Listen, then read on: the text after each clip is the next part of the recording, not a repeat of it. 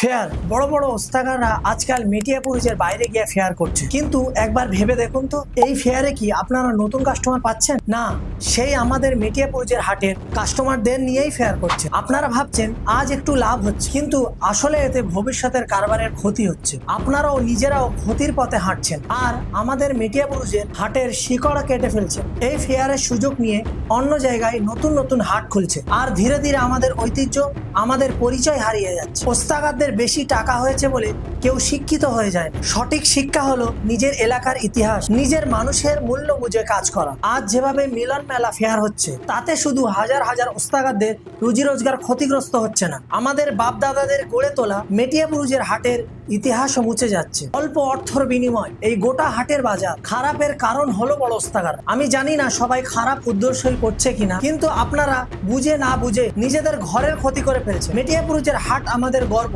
আমাদের পরিচয়। এই হাটকে বাঁচাতে হবে, ভালোবাসতে হবে। ফেয়ার কিভাবে করা উচিত তা আমি আমার নেক্সট ভিডিওতে বিস্তারিত বলবো।